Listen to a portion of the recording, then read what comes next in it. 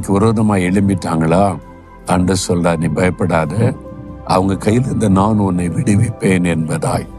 இந்த கெத்செமனே தோட்டத்துல தான் பொல்லாத மனிதர்கள் இயேசுவை சூழ்ந்து கொண்டாங்க.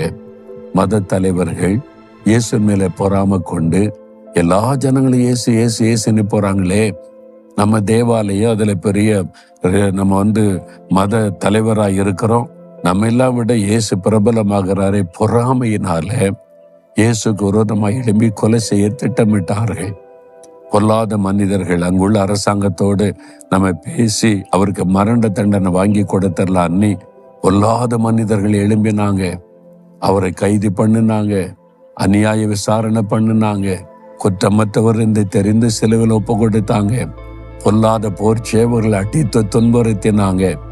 ஆனா எவ்வளவு நேரம் ஆண்டவர் அவளை கையிலிருந்து அவளை விடுதலையாக்கி மரணத்தை ஜெயித்து உயிரோடு எழும்ப செய்து, மரித்த இயேசு இன்றைக்கு உயிரோடு இருக்கும்படி செய்திருக்கிறார்.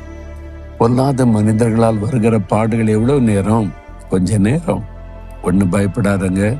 நிரந்தரமா உங்களை அடிமைப்படுத்த முடியாது, உங்களை வேதனைப்படுத்த முடியாது, உங்களை சிறுமைப்படுத்த முடியாது.